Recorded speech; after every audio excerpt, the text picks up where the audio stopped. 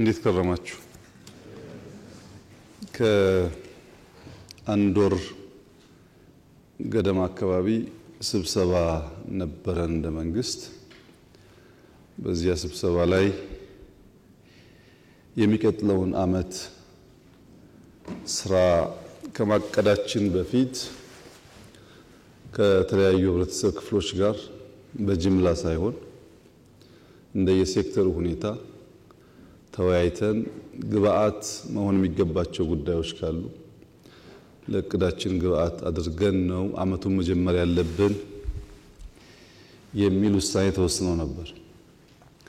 በዚያ ውሳኔ መሰረት የተለመደው አይነት ውይይት ብቻ እንዳይሆን የሚጨበጥ ግብአት ማግኘት እንዲቻል ውይይቱ ከታች ጀምሮ በዞን በከተማ ደረጃ ከዚያም በክልል ደረጃ እየበሰለ በሀገር ደረጃ ግብአት ሊሆኑ በሚገባቸው ጉዳዮች ያተኮረ ውይይት ለማድረግ ነው ያቀድነው። ዛሬ የመጀመሪያው ውይይት የሚጀምረው ከንግዱ ማህበረሰብ ከሁሉም ክልል ከተውጣጡ ሰዎች ጋር ነው። በዛሬው ውይይታችን ከዚህ ቀደም የተወያያችሁባቸው አንኳር ጉዳዮች ካሉ ቀድመው እነሱ ቢነሱ ከዚያ በኋላ በየትኛውም መስክ ጥያቄ አስተያየት ያለው ሰው ነፃ ሆኖ ግን ደግሞ በርከት ያሉ ሰዎች እንዳሉ ታሳቢ አድርጎ አጠር አድርጎ ሐሳቡን እንዲያነሳ ይፈቀዳል። ዲሞክራሲያዊ መድረክ ነው። ፍሬያማ ውይይት እንዲሆን እዚህ ያልገቡ የንግዱ ማህበረሰብ አባላት ከእናንተ ውይይት የተነሳ ጥያቄያችን ሐሳባችን ተነስቶልናል ብለው እንዲያስቡ የሚያስችል ቢሆን ይመረጣል።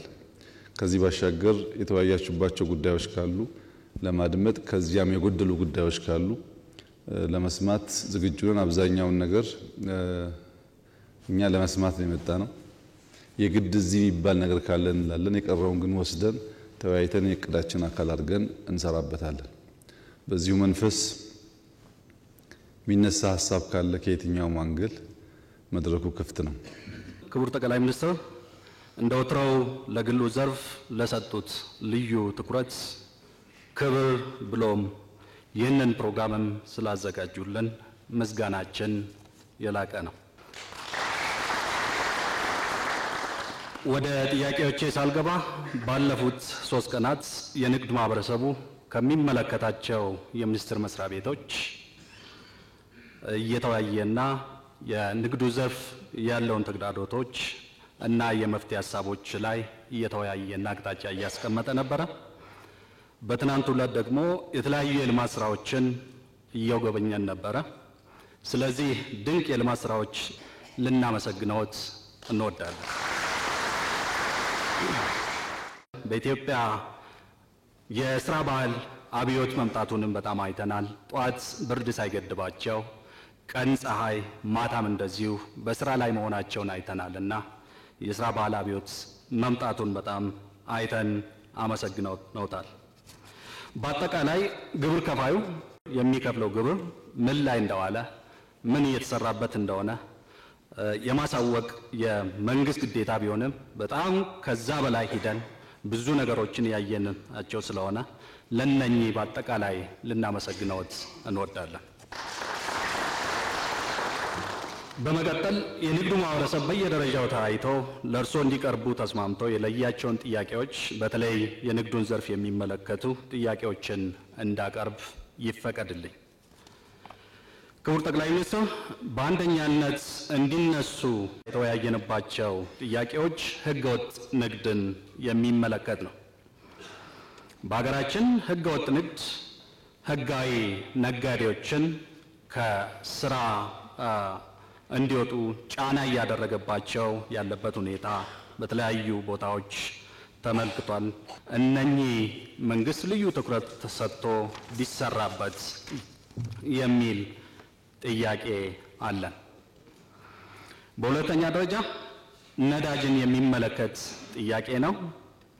ነዳጅን በተመለከተ የነዳጅ አቅርቦት እጥረት በተለይ ደግሞ በክፍለ ሀገር አካባቢ ነዳጅ ማታ ገብቶ ጧት አለቀ የሚባልበት ሁኔታዎች አሉ። ዋጋ በተለያየ የወጣ ዋጋ ጨምሮ የሚሸጥበት የነዳጅ የትርፍ ህዳጎ ከዚህ በፊት ተጠንቶ የቀረበ አለ። ነገር ግን ስቲል ማሻሻያዎች አልተደረጉምና የነዳጅ የትርፍ ህዳጎም ማሻሻያ እንዲደረግበት የሚል ጥያቄ ተነስቷል።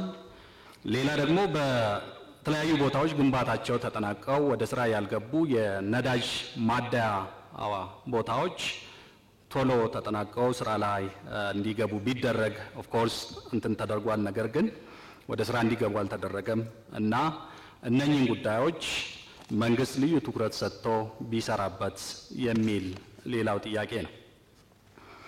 በሶስተኛ ደረጃ የንግድ ምክር ቤቶችን የሚመለከት ነው። ይሄ የኢትዮጵያ ንግድና ዘርፍ ማህበራት ምክር ቤት የሚመራበት የአዋጅ 341 2003 በፈረንጆች 1995 ጀምሮ ስራ ላይ የዋለ ነው። ይሄ አዋጅ በጣም ብዙ ክፍተቶች ያሉበት እንዲሻሻል ከ2009 ዓመተ ምህረት ጀምሮ እየተሰራበት ይገኛል። ፋይናሊ ድራፍቱም ሁሉም የተስማማበት ወደ ፍትህ ሚኒስቴር ሂዶ እስካሁን በተለያዩ ምክንያቶች አልጸደቀምና እንደው ልዩ ትኩረት ተሰጥቶ ይህ ፕሮክላሜሽን እንዲጸድቅልን በታላቅ ትህትና እንጠይቃለን። በአራተኛ ደረጃ የማቀርበው ጥያቄ የፋይናንስ አቅርቦትን በተመለከተ ነው። የመጀመሪያው የብሔራዊ ባንክ ያስቀመጠው ሊሚት ባንኮች በተለይ ቢዝነሱን ሰፖርት የሚያደርግ በቂ የፋይናንስ አቅርቦት እንደሌለ ተነስቷል። ስለዚህ ይህንን መንግስት ልዩ ትኩረት ሰጥቶ እንዲቀርፍልን በተለይ ከክሎዚንግ ጋር ተያይዞ ደግሞ ከ28ኛው ቀን እስከ 31ኛው ቀን ባንኮች ገንዘብ እንዲወጣ አያደርጉም። ምክንያቱም የባንክ ማኔጅመንትም ሰራተኛው የሚገመገመው እንደ KPI አድርጎ የሚወስዱት ባንክ ውስጥ ያለው ዲፖዚት ስለሆነ ያቺ ጊዜ እንደምንም ገንዘብ እንዳይወጣ ያደርጉና በአንደኛው ሁለተኛው ቀን ደግሞ አላስፈላጊ የሆኑ ኢቭን ባንኩንም ሊጎዳ የሚችሉ ዊዝድሮዋሎች ይኖራሉና ይሄም ስርዓት መስተካከል መቻል አለበት የሚል ነው። ሌላኛው የባንኮች የማበደር አድማሳቸው በተለይ ስኮፓቸው የተወሰኑ ኤሪያዎች ላይ ሊሚት ያደረገ ነው። ስለዚህ ስኮፓቸውን ወደ ታች አወርደው በተለይ ታችኛ ያለው ነጋዴ ኮላተራልም ስለማይኖረው ኮላተራል ማቅረብ የማይችሉ ነጋዴዎች በቂ ገንዘብ እያገኙ አይደሉም። በአምስተኛ ደረጃ ቢሮክራሲና መልካም አስተዳደርን የተመለከተ ጥያቄ ነው። እንግዲህ ዝቅ ብለውና የሙያ ስነ ምግባራቸውን አክብረው መንግስትና ሕዝብ የሰጣቸውን ኃላፊነት የሚወጡ በትክክል አገልጋይ የሆኑ በጣም ብዙ የመንግስት ሰራተኞችና የመንግስት የስራ ኃላፊዎች ቢኖሩ በጣም ጥቂቶቹ ደግሞ ይህንን ወደ ጎን በመተው እስከ ገንዘብ ቢሮ ውስጥ እስከ መቀበል ድረስ ይደርሳሉ የሚል ጥያቄ ተነስቷል። ከፍተኛ የእውቀትና የልምድ እጥረት ያለባቸው ባለሙያዎች ተብሎ እዛ ውስጥ ያሉት እንደዛ አይነት ችግር እንዳለ እና የአገልጋይነት ስነ ምግባር የሌላቸው የመንግስት ሰራተኞችና የስራ ኃላፊዎች ስላሉ ይህንን መንግስት ልዩ ትኩረት ሰጥተው እንዲቀርፍልን የሚል ጥያቄ ተነስቷል። ሌላው ሰላምን የሚመለከት ነው። የራሳችን ሮል እንዳለ እናውቃለን። ስለዚህ መንግስት ዘላቂ ሰላምን ከማስፈን አኳያ ምን እያሰበ ነው? የፕራይቬት ሴክተር ውስጥ ሚናም ምን ሊሆን ይገባል ብሎ ያስባሉ? ምን አሳይመንት ይሰጡናል? የሚል ጥያቄ ተነስቷል። ሌላው ህገወጥ ኬላዎችና ቀረጦችን የሚመለከት ነው። በተለያዩ ቦታዎች ህገወጥ ኬላዎች፣ ቀረጦች በየቦታው ተዘርግተው ያለ ደረሰኝ ገንዘብ የመቀበል የኮቴ ክፍያ ተብሎ የሚከፈሉ የሚጠየቁ ክፍያዎች እና ሌሎች አሁንም የንግዱ ዘርፍ የራስ ምታት እየሆኑ ናቸውና እነኚህን መንግስት ልዩ ትኩረት ሰጥቶ እንዲሰራበት በታላቅ ትህትና እንጠይቃለን። የመጨረሻው የኢኮኖሚክ ዲፕሎማሲን በተመለከተ ነው። በተለይ በዲፕሎማቶቻችን ዙሪያ ያሉ ክፍተቶች አሉና እነኚህም የኢኮኖሚክ ዲፕሎማሲ ልዩ ትኩረት ተሰጥቶ ቢሰራበት በጣም ጥሩ ለውጥ ሊመጣ ይችላል ብለን እናስባለን። በጣም አመሰግናለሁ። እኛ ሀገር በርከት ያሉ የባንክ ስትራክቸሮች አሉ። ሞርጌጅ አለ፣ ልማት ባንክ አለ፣ ሌሎች በብሔርም የተደራጁ ባንኮች አሉ። ኢንዱስትሪን ግን ቀጥታ የወከለ ባንክ የለምና ምናልባት የፋይናንስ ሴክተሩን ከማሻሻል አኳያ የኢንዱስትሪ ባንክ የሚኖረን መንገድ ቢመቻች እንላለን። በሁለተኛነት ማነሳው ከዚህ ከመስሪያ ቦታ ጋር ተያይዞ ነው። ክቡርነቶ ለኢንዱስትሪው የጀርባ አጥንት ሆኖ የሚያገለግለው የመስሪያ ቦታ ነው። ይህንን ደግሞ መንግስት በተቻለው አቅም እየሰራ እየገነባም የኢንዱስትሪ ፓርኮችን እያለማ ለአምራች ኢንዱስትሪ ባለሀብቶች እያከፋፈለ እየሰጠ መሆኑ የሚታወቅ ቢሆንም በተለይ ዝቅተኛ የሆኑና በማይክሮ ደረጃ ያሉ አምራቾች በተገነባላቸው በተለምዶ ሼድ በምንላቸው ቦታዎች ላይ ስራቸውን እየሰሩ የሚገኙ ሲሆን እዛም ላይ የገጠመ ያለው ችግር 5 ዓመት የሚል ህግ ተቀምጧልና ያው የክራይ ሼዶች ስለሆኑ 5 ዓመት በኋላ ለቃችሁ ትወጣላችሁ ይባላሉና እዚህ ላይ ትልቅ ችግር እየገጠማቸው መሆኑን እንዲታወቅልን እንፈልጋለን። ሌላው በሶስተኛ ደረጃ ማነሳው ከግብአት አቅርቦት ጋር ተያይዞ በተለይ ከዚህ ከማዕድን የግንባታ እቃዎች ማምረቻ ከሌሎችም ግብአቶች ከሀገር ውስጥ የሚመጡት ከአዲስ አበባ በብዛት ስለማይገኙ ከክልል ነው የሚመጡትና ትልቅ የሆነ የደረሰኝ ኢሹ አለ። ግዢ መጠናቸው በጣም በብዙ ሺህ ብር ነው የምንገዛቸውና ግብአት ላይ ይሄ ፕሮብሌም እየገጠመን ነውና ከክልል አመራሮች ጋር ተሰናስሎ ደረሰኝ የሚገኝበትን ጉዳይ ቢመቻች የሚል ነገር አለን። ሌላው በእውነት ክቡርነቶ በሚገርም አይነት ሁኔታ በሀገራችን ውስጥ ኢንዱስትሪያሊስት፣ ነጋዴ፣ አምራች እየተከበረ የመጣበት አይነት ሁኔታ ነው ያለውና በእርሶ የስልጣን ዘመን በዚች አጭር ጊዜ ይህን አይነት ምልክት ማየት በራሱ በእኛ ትውልድ ላይ እድለኛ ከሚያስብሉን ነገሮች መሀል አንዱ ነውና የአገልግሎት አሰጣጥ መቀላጠፉ ንግድ ፍቃዶቻችንን በኢንተርኔት ከማደስ ጋር ጀምሮ ንግድ ፍቃድ ቤታችን ቁጭ ብለን ከማውጣት ጋር ተያይዞ የተለያዩ አገልግሎቶች በጣም ቀላል በሚባል አይነት ሁኔታ ንግድንም ኢንዱስትሪንም ኢትዮጵያ ውስጥ ማሳለጡ ብዙ የሚከብድ አይነት እንትን አልሆነም። በቀላሉ ብዙ ነገሮች ፕሮሰስ እያደረግን ያለ ነው። ይሄ የሚበረታታ ሲሆን ከአገልግሎት አሰጣጥ ጋር በተያያዘ ከዚሁ ጋር ምናልባት ከሼዶች ግንባታ ጋር ተያይዞ ከመሬት ጋር በተያያዘ ኢንዱስትሪዎች ብዙ ጥያቄዎች አሏቸው። ቅድም ያልኳቸው የሚደነቁ ነገሮች እንዳሉ ሆነው ሼዶችን ገንብቶ ማቅረብ ስራ ላይ ግን መንግስት ደከም ብሎ የሚታይበት አይነት ሁኔታ አለና እነዚህ የኢንዱስትሪ ፓርኮችን በብዛት አልምቶ ቅድም መጀመሪያ በሁለተኛ መጠይቄ ላይ እንዳቀረብኩት ሼዶችን ገንብቶ ለነዚህ ለተሸጋጋሪዎች እየሰጠ የሚሄድበት መንገድ ትንሽ ድክመት የሚታይበት ነውና ይሄን ለማረም በእናንተ በኩል ምን ሊሰራ ይገባል፣ ምን እየተሰራ ነው የሚለው ቢታይልን እንላለን።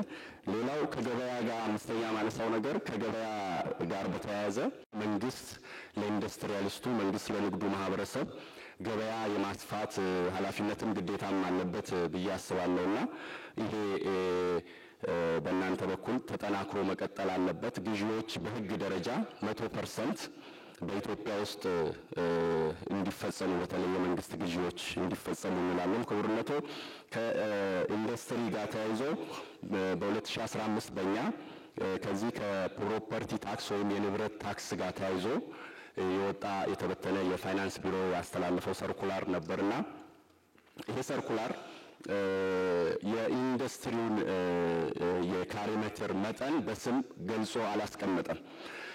በሚገርም አይነት ሁኔታ ሰርኩላሩን ምናልባት እርስዎም አይተውት ሊሆን ይችላል። የጭቃ ቤትን በተመለከተ በካሬ ሜትር ክፍያ አለው። የቦሎኬት ቤት በካሬ ሜትር ክፍያ አለው። የኮንዶሚኒየም በካሬ ሜትር ክፍያ አለው። የሌሎች ህንፃዎችም የንግድ ቤቶችም ቢሮዎችም በካሬ ሜትር የሚከፈልበት ክፍያ አለ። ኢንዱስትሪን የተመለከተ ክፍያ ግን የለውም። የእኛ እንድንከፍል የተደረገው በሱቅ ታሪፍ ነው። ከዚህ ከኢንዱስትሪዎች ጋር ተያይዞ ክቡርነቶ የመብራት አቅርቦት በአንጻራዊነት ድሮ ከነበረው በጣም የተሻሻለ መጥቷል። አሁን መብራት ኃይል በዚህም አጋጣሚ መብራት ኃይልን አመስግነ ነው አናቅምና መመስገን መቻል አለበት። ከሪፎርሙ በኋላ አቅርቦቱን መብራት ይግባልኝ ሲባል ቆጣሪ መትከሉ፣ ትራንስፈርመር መትከሉ፣ ሌሎች አፈጻጸሞች በሚገርም አይነት ሁኔታ መሻሻል አምጥተዋል። በሚታይ በሚዳሰስ አይነት ሁኔታ ግን የመብራት መቆራረጡ ክቡርነቶ ሊሻሻል አልቻለም። ይሄን ያዙልኝ እላለሁ ከመብራት ጋር ተያይዞ። ሌላው ከዚሁ ከኢንዱስትሪ ጋር ተያይዞ በ10ኛ ደረጃ ማነሳው ከተኪ ምርት ጋር ተያይዞ ተኪ ምርት ስትራቴጂ መንግስትም በትኩረት እየሰራ ነው። በተለይ የእርሶ ኢንዱስትሪውን ዞሮ አነቃቅቶ የማየት በጥልቀት እየተሰራበት ያለበት አይነት ሁኔታ ነው ያለውና ኢትዮጵያን እርሶ የሚያስቧት ኢትዮጵያ እንድትሆን ለማድረግ ስናስብ የራሳችንን ምርት ማምረት መቻል አለብን። የተኪ ምርት ስትራቴጂ የለውም፣ ኢንሴንቲቭ የለውም። በምን መንገድ ሳፖርት እናርጋቸው ተኪ ምርቶችን 100% ሀገር ውስጥ እየተኩ እያመረቱ ያሉበት አይነት ሁኔታ ነው ያለው እና እነዚህ በ10ኛ ደረጃ እንዲያዙልኝ ይፈልጋለሁ። ከዚህ ሲቀጥል በ11ኛ ደረጃ የሚይዘው ከዚህ ከኢትዮጵያ ታምርት ጋር ተያይዞ ክቡርነቶ የዚህ የኢትዮጵያ ታምርት ስትራቴጂ በተለይ ተኪ ምርት ላይ ምርቶቻችንን እንድናስተዋውቅ በከፍተኛ ደረጃ እየረዳን ስላለ በኢንዱስትሪው ስም ከፍ ያለ ምስጋናዬን ማቅረብ እፈልጋለሁ። አመሰግናለሁ። ሰላም ለአምራቹና ለነጋዴው ማህበረሰብ ብሎም ለሁሉም ወሳኝ እንደሆነ ይታወቃል። ስለዚህ መንግስት በዚህ ዙሪያ ላይ በቅርበት ከነጋዴው ማህበረሰብ ጋር እንዲሁም ደግሞ ከባህላዊ የአፈታት ስርዓት ሀገራችን ያላት ከመሆኑ አንጻር ባህላዊ አባቶች ወይንም ካልቸራል ሊደርስ ከሃይማኖት አባቶች በቅርበት እስከታች ድረስ በየጊዜው በአሳታፊነት መወያየት ብንችልና በጋራ እኛም እርሶን ደግፈን ሰላማችንን ማስከበር ማምጣት ብንችል በሚል ተወያይተናል። በሁለተኛ ደረጃ እንዲታይልንና በእርሶ መፍትሄ እንዲሰጥልን ያስቀመጥነው አንኳር ነጥብ የግብር ትመናን ወይም ግመታን፣ የታክስ ምርመራን ወይንም ታክስ ኦዲትን በተመለከተ ነው። የግብር ግመታ ወይንም ትመና ሙያዊ ብቃት በሌላቸው ባለሙያዎችና ኮሚቴዎች በአሁኑ ሰዓት በስፋት እየተካሄደ መገኘቱ ትልቅ ቅሬታን በነጋዴውና በአምራቹ ላይ እያስነሳ ይገኛል። ሌላው የተለየ ቀመር ተሰርቶለት የሚሄድ ስላልሆነና ሳብጀክቲቪቲ ማተር በደንብ ስለሚበዛበት ይህ የሚገመተው ግምት ከአንዱ ሱቅ ወይንም ከአንዱ አምራች ወይንም ከአንዱ ነጋዴ እና ከሌላው ጥናትን ቤዝድ ያደረገ ባለመሆኑ ይህ መሰረታዊ ችግር ሆኗል። በመሆኑም ልዩ የሆነ አሰራር ተበጅቶለት ቢሰራ። የታክስ ኦዲትን በተመለከተ የታክስ ኦዲት በአብዛኛው በሀገራችን ካሉ ባለሙያዎች ማነስ ምክንያት እና ከስራው ስፋት ምክንያት ይርጋ ሳይገባ ወይ በ5 ወይ በ6ኛው ዓመት መጨረሻ ላይ እንዲሰራ እየተደረገ በአሁኑ ሰዓት ይገኛል። ይህ በእንዲህ አይነት መደረጉ ደግሞ ነጋዴው በወቅቱ በፋይንዲንግ መክፈል የሚገባውን ግብር ባለመክፈሉ ወለድ እና የተለያዩ ታክሶች ተደማምረውበት እንዲከፍል እየተደረገ ይገኛል። ስለዚህ ይህ ብቃት ባላቸው ባለሙያዎች በተለይ በፌደራል ደረጃ ያሉ ባለሙያዎች በጣም ብቃት ያላቸው ናቸውና እነሱ ለክልሎች፣ ለወረዳዎች፣ ለከተሞች ሙያቸውን እያካፈሉ የተሻለች ሀገር እኛም የተሻለ ግብር በተሻለ ዘዴ መክፈል እንድንችል ቢደረግ። በአምስተኛ ደረጃ የደረሰኝ ህትመትና አጠቃቀምን በተመለከተ ያነሳናቸው ነጥቦች ናቸው። የመጀመሪያው የገቢ ደረሰኝ በአሁኑ ሰዓት ይታተም ዘንድ የተሰጠው እንደ ሀገር ለብርሃንና ሰላም ማተሚያ ቤት ብቻ ነው። ይህ ደግሞ ከፍተኛ የሆነ ችግርና ውጥረት በግብር ከፋዩ ላይ ፈጥሮብናል። በሀገሪቱ መስፈርቱን ማሟላት የሚችሉ ማተሚያ ቤቶች እንዲኖሩ ቢደረግ ለነሱም ቢፈቀድላቸው። እዚሁ የደረሰኝ ህትመትና አጠቃቀምን በተመለከተ ደረሰኝ ከምንጩ የማይሰጡ ግብር ከፋዮች ላይም የማያዳግም እርምጃ ቢወሰድ። የዲጂታል ታክስን በተመለከተ ከግብርና ታክስ ስወራና ማጭበርበር ከብልሹ አሰራር የገቢ ስርዓታችን የጸዳ እንዲሆን በፌደራል ደረጃ ተንጠልጥሎ ያለው የታክስ ዲጂታል አሰራር በሙሉ ሀገሪቷ በአጭር ጊዜ ውስጥ የገቢ ሰርቨር ተዘጋጅቶ ሁሉም በሙላት ማለት በምንችልበት ደረጃ ከሰው ንክኪ ወይንም ደግሞ ሰው ለሰው ፊት ለፊት ከመገናኘት ውጪ የኢታክስ፣ የኢፔይመንት፣ የኢፋይሊንግ እና የመሳሰሉት ሂደቶችም እስከታች ድረስ ቢዘረጉልን። ሰባተኛ የኑሮ ውድነቱ ሊያባብሱ ከሚችሉ ከመሰረታዊ ፍጆታዎች ከግብርና ምርቶች ለምሳሌ በሀገር ውስጥ ከሚመረቱ እንደነ መኮረኒ፣ ፓስታ፣ ብስኩቶች፣ የህፃናት ምግቦች እና ከመሳሰሉት የተጨማሪ እሴት ታክስ ወይንም ቫልዩ አድድ ታክስ፣ ተርኖቨር ታክስ ቢነሱ አልፎም ከጥሬ ግብዓታቸው ለምሳሌ ከነ ስንዴ ከመሰሉ ዊዝሆልዲንግ ታክስ ቢነሳ። አመሰግናለሁ። ከገቢዎች ጋር በተመለከተ የደረሰኝ አጠቃቀምን በተመለከተ የደረሰኝ አጠቃቀም ባህሉ አገር ውስጥ ስለሌለ ሸማቹም ደረሰኝ አይጠብቅም። አንዳንድ ደግሞ ደረሰኝ የማይሰርጡ ያሉበት ሁኔታ ነው ያለው። ነገር ግን የባህሉን ለማስተካከል ታክስ ወይም ደግሞ ታክስ ሪተርን አለበለዚያ ደግሞ በደረሰኝ ከተገዛ ምታስመልሰው ይኖራል ተብሎ ኢንካሬጅ ከተደረገ ታክስ የመጠየቅ ባህሉንም ዲቨሎፕ ማድረግ ይቻላል ብዬ አስባለሁኝ። በተለይ ኢሪሲትን በተመለከተ ኢኮመርስ ላይ ትልቅ አስተዋጽኦ አለው። የተጀመሩ ስራዎች አሉ፣ ግን ጅማሬው ደግሞ ወደ ስራ ሲገባ ኢኮመርስ ላይ ያሉትንም በፈርኒቸሩም በሌላውም ኢንዱስትሪ ላይ ጥሩ አስተዋጽኦ ያደርጋል ብዬ ነው የማስበውና የሪሲት የመጠቀም ባህላችንን በተወሰነ መልኩ ለውጥ ሊያመጣ ይችላል፣ ሪቮሉሽናላይዝ ሊያደርግ ይችላል ብዬ አስባለሁኝ። ሁለተኛው ኢትዮጵያ ኮንስትራክሽን ላይ ነች ያለችው። የኮሪደር ልማትም ሌሎችም ሁኔታዎች አሉ። የግንባታ ሂደቱ ላይ የፈርኒቸር አስተዋጽኦ ከፍተኛ ነው ብዬ ነው የማስበው። ምክንያቱም የሎካል ማኒፋክቸረርስ አገር ውስጥ ያለውን ተስፋ በማየት በጣም እየተበረታቱ የሄዱበት ሁኔታ ነው ያለው።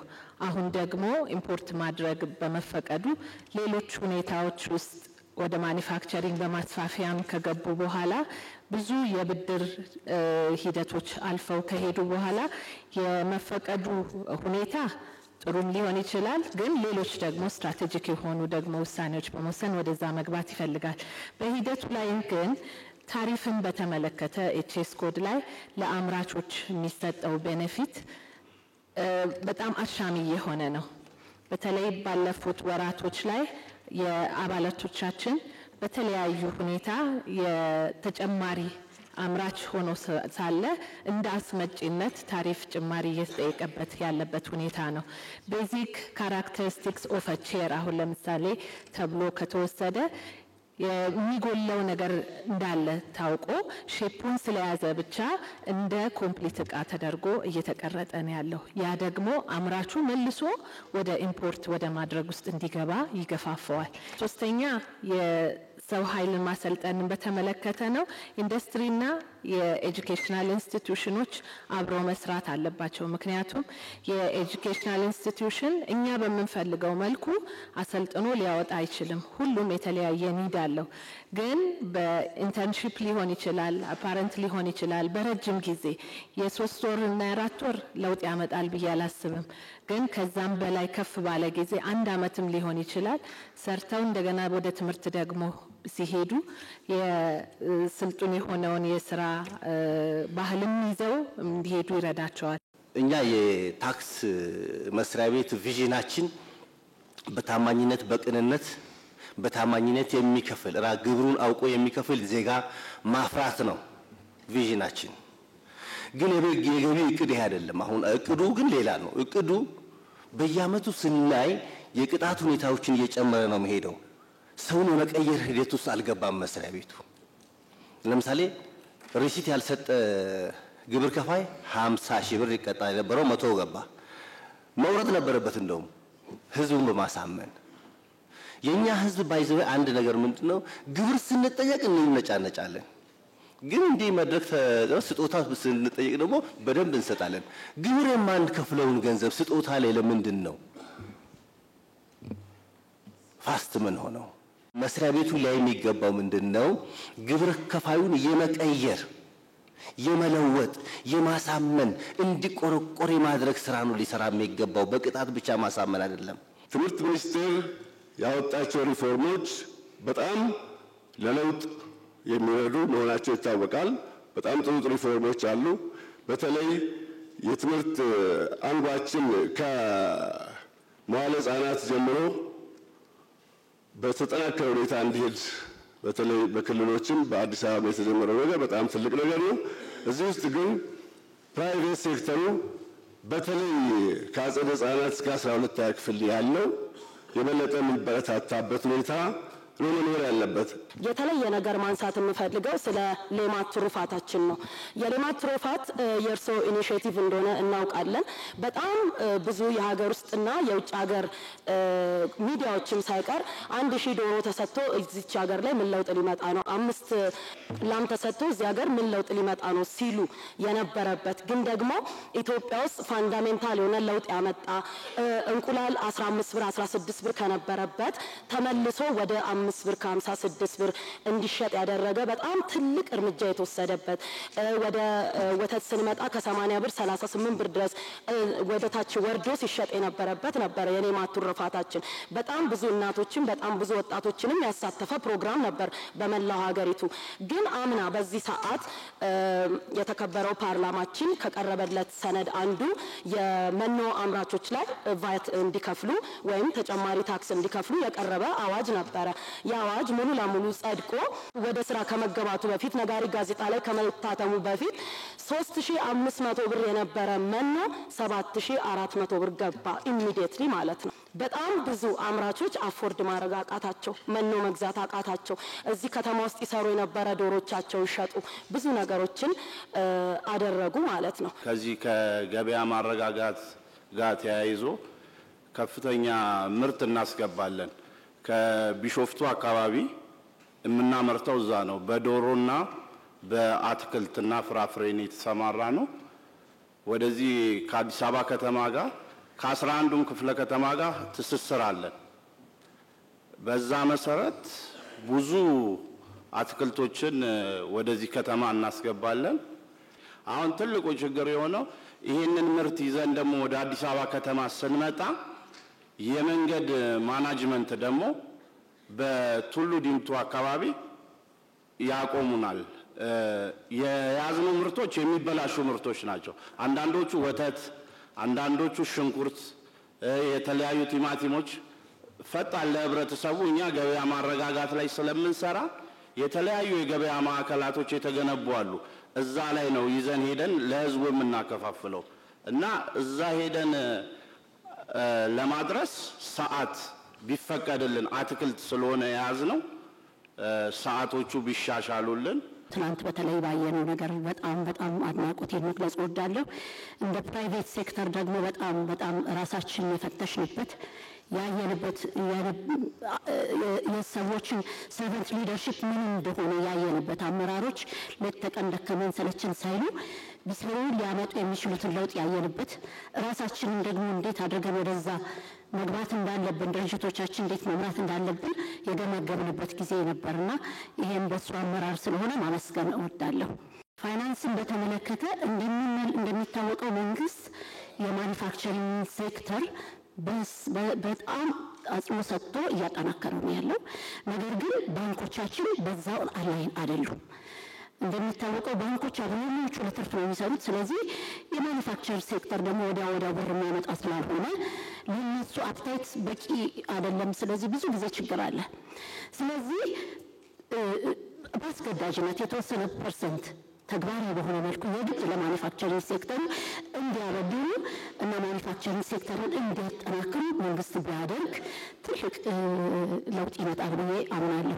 የኢንዱስትሪ ሚኒስቴር ወይም ደግሞ በክልል ላይ የሚገኙ የኢንቨስትመንት ጽህፈት ቤቶች ማሳለጡ እንደተጠበቀ ሆኖ መሬት ማስተላለፉ የራይት ኦፍ ኢሹን ማስከበሩ እንደተጠበቀ ሆኖ ኢንዱስትሪዎቹ በምን ደረጃ እንዳሉ የሚገመግምበትና የሚከታተልበት ስርዓት ቢኖር ችግራቸውን በቀጥታ በልዩ ሁኔታ ትሪት የሚደረጉበት የፋይናንስና የኢንፍራስትራክቸር ጉዳይ የሚታይበት ቢኖር እላለሁ።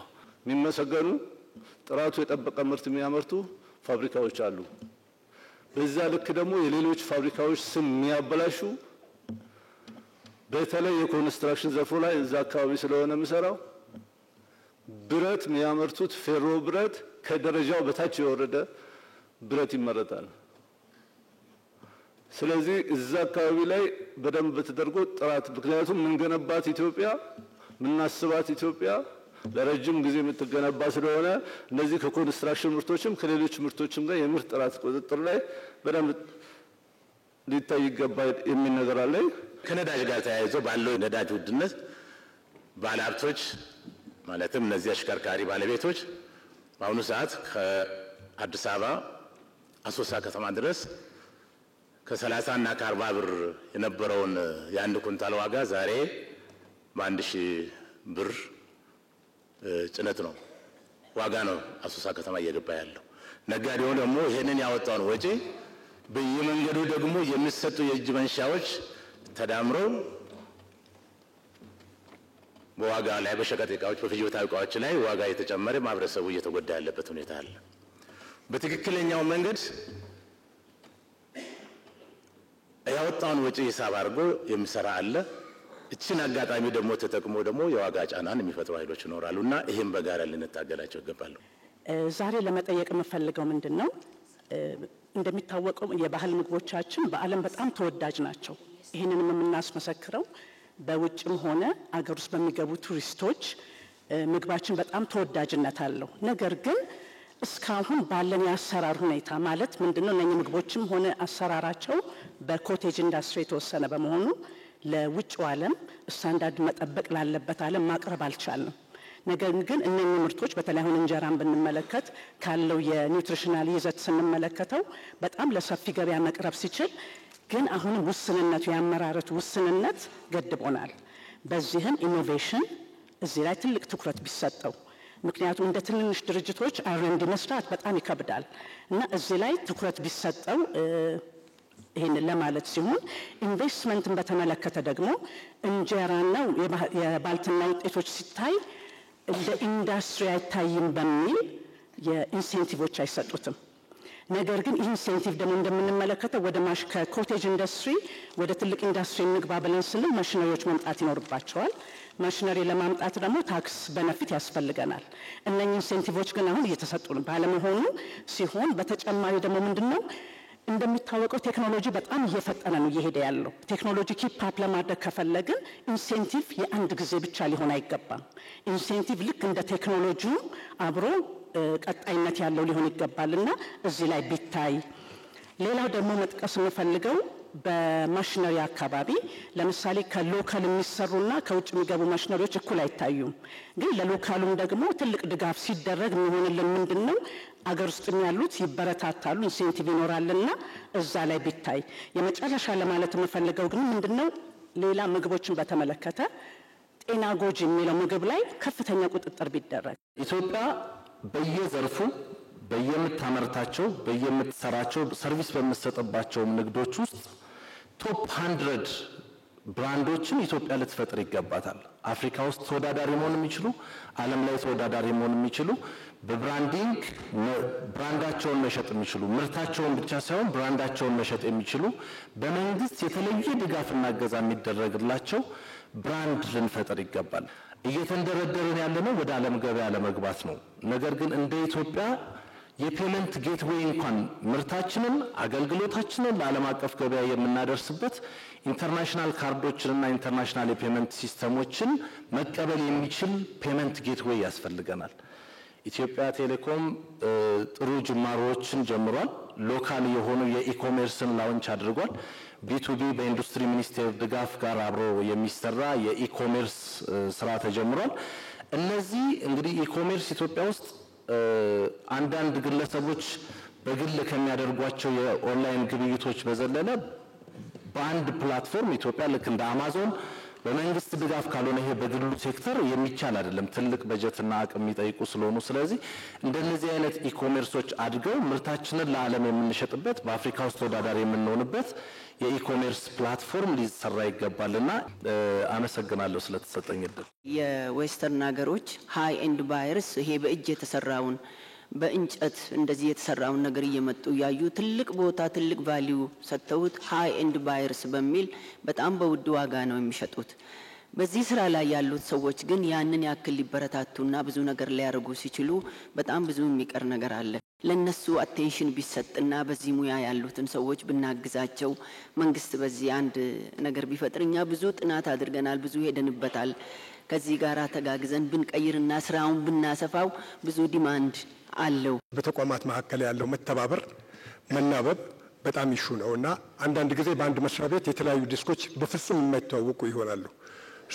እኔ የንግድ ዋስትና ካለኝ ኢንዱስትሪ ሚኒስቴር ሊያቀኝ ብዙ መልፋት የለበትም፣ ገቢዎች ሊያቀኝ ብዙ መልፋት የለበትም። በቅርብ ጊዜ አንድ ምሳሌ ኤርፖርት ፐሪሼብል አይተም ለመጫን ተሄዶ አንድ ጓደኛዬ ነው 8000 ብር አልከፈልክም ተብሎ የ300 ምናምን ሺህ ብር እቃ በስብሶበታል ያለ መናበብ ችግር። እሱን ትኩረት ቢሰጠው አመሰግናለሁ። 2250 የሚሆኑ ባለጋራዦችን ወክዬ ስለሆነ እዚህ ጋር የምገኘው ምንድነው የማነሳው ያልታየ ዘርፍ ያልተደገፈ ዘርፍ እዚህ ቦታ ላይ ሁላችንም ስንመጣ ያለ መኪና የመጣ ሰው የለም። በግሉ መኪና፣ በመንግስት መኪና፣ በድርጅት መኪና በሙሉ ያለ መኪና የሚንቀሳቀስ ሰው የለም። ንብረቶች የሚተላለፉት እህሎች የሚመጡት ሁሉም በመኪና ነው። ግን አልታየም፣ ዘርፉ አልተደገፈም። አንድም ቀን እኔ ለ20 ዓመት ብያለሁ ስመላለስ 100 ካሬ ሜትር የተሰጠው ሰው የለም። የሥራ ቦታ የለንም፣ ተቸግረናል። ከሃይማኖት ተቋማት ተከራይተን ከሃይማኖት ተቋማት ውል እያለን ውላችንን ጥሰው ክራይ ይጨምሩብናል። ምክንያቱም እኛ ያለማነውን ቦታ እኔ ስራ እንትኖች የምናገራቸው ለይቅርታ የምጠይቀው የምናገራቸው ነገሮች ከመናቅና ከመግፋት እንዳይታሰብብኝ የመኪና ሻጮች በለማ ቦታ ላይ መጥተው መቆም ስለሚችሉ እንደኛ አይነት ጥያቄ ስለማያነሱ ሊያባረሩን ይችላሉ። ክራዩን ባንጨምር ማለት ነው። መንግስት ምንም አይነት ልማት እዛ ቦታ ላይ ለማልማት ደንብ አስከባሪዎች ያግዱናል። ሰርተን የምናድርበት እድል ሳይሆን በጣም አስፈላጊ የጀርባ አጥንት ያገሪቱ ሆኖ ሳለ ግን ያልተደገፈ በምንም መልኩ በብቃት መረጋገጫ እየታሰርን የኖርንበት በአግባቡ እኛ እየሰራን በህገ ወጥ መንገድ የሚሰሩ ሰራተኞች የሚደገፉበት ይሄ ዘርፍ ያልታየበት ችግራችን ሰፊ ነው። የመስሪያ ቦታ ከቀረጥ ነፃ የዘመኑ ማሽኖችን ብናመጣ ይጣላብናል እንዴ? ሀገራችን ይጣላባታል እንዴ? እንኳን እኛ ሶስተኛው ዓለም ላይ ሆነን እና አሜሪካ እየጠገኑ ነው የሚኖሩት። እኛ መጠገንን ካልደገፍ ነው እንዴት ልንሆን እንችላለን? እዚህ ሀገር ላይ ክቡር ጠቅላይ ሚኒስትር አምራች የሚባል መኪና የሚሸጥ ሰው የለም። ገጣጣሚ ነው ያለው። ልጅና የእንጀራ ልጅ ተደርገን አምራችና አገልግሎት ሰጪ ተብለን መኪና እየተነዳ የመጣው መኪና ቦዲ የሚያስሩር ሰዎች አምራች ተብለው 10,000 15,000 ካሬ ይሰጣቸዋል። እኛ ግን ቶታል ሎስ ተብሎ የተጣለውን የሀገር ኢኮኖሚ ደግፈን የምንሰራው አገልግሎት ሰጪ ተብለን ታግደናል። እንግዲህ ቡና ከተሰራ ምን ያህል ትንሽ ከፍርስ ሲያደርጉለት እና እስከ ስብራቱ ቀና እንዲል ሲያደርጉለት ያለውን አይተዋል። ያንን የአደረጃጀት ጥያቄ ጠይቀን ነበር። የአደረጃጀት ጥያቄ ሚኒስትር ይሁን ሚኒስትር ሲሆን ሰልፍ አይዝም እኮ ቀጥታ ከእርሱ ጋር ይገናኛል። አሁን ግብርና ውስጥ ሰልፍ ይዞ ነው ያለው። የስንዴው የበቆሎው የምናምን ነው እንዴ? ተራ ሳይጠብቅ እርሶ ነው ያገኙ ነው። አሁን ቡና ያኔ አርሶ አደሩም መንግስትም ሁላችንም ተጠቃሚ በድርሻ ያለን እንሆናለን ብዬ ነው የማስበው። እኛ ጥያቄዎችን ለመንግስት ብቻ ማሽጎርጎር ሳይሆን መንግስት ከንግዱ ህብረተሰብ ምን ይፈልጋል፣ ንግዱ ህብረተሰብስ ከመንግስት ምን ይጠብቃል የሚለው መሰረታዊ ጉዳይ መታየት ያለበት ይመስለኛል። ስለዚህ አሁን ሰኔ ነው ያለነው። ቀጣይ ከሐምሌ 1 ጀምሮ እስከ ጥቅምት 30 ግብር የምንከፍልበት ወቅት ነው። ቅድም በመግቢያው ላይ ሲናገሩ ከመግባቶት ጀምሮ በአንክሮ ከታተል ነበር። ቀጣይ እቅድ አለ። እቅድ በበጀት ይመራል። በጀታችን በትሪሊየን ብር ነው። ስለዚህ ይህ የአገሪቱ የጀርባ አጥንት የሆነው ንግድ ህብረተሰብ ከታክስና ግብር ከፋዮች የአንበሳውን ድርሻ የሚወስድ ነው። በመሆኑም እኛ ይችን አገር እንድታድግ እንፈልጋለን የምንል ሁሉ ስለ አውሮፓ ስለ ሌላው እድገት ስናወራ ስንደሰኩር የምንገኝ እኔ በበኩሌ ከምገኝ ይቺ አገር ኢትዮጵያ እንደ አውሮፓ እንድትሆንና እንድትሰለጥ እንድታድግ ስለመመኝ ሁላችንም እቅዱ ስኬታማ እንዲሆን ግብራችንን በታማኝነት ከሌቦች በጸዳ መልኩ በወቅቱና በጊዜው ከፍለን የቀጣይ 2018 ዓመተ ምህረት እቅድ ተግባራዊ እንዲሆን ከግብ እንዲደርስ ቃል ገብተን የምንወጣበት ጭምር እንዲሆን እፈልጋለሁ።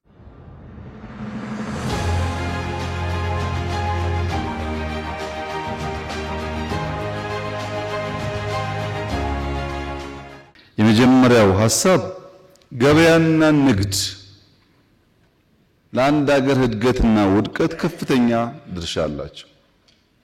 ገበያ ሀገር ይገነባል። ገበያ ዕውቀት ያሸጋግራል። ገበያ ስልጣኔ ያመጣል። የአኗኗር ዘዬ ይለውጣል። እናንተ ባንኮክ፣ ቻይና፣ ዱባይ በሄዳችሁ ቁጥር በሸጣችሁ በገዛችሁ ቁጥር ብዙ ነገር ትማራላችሁ።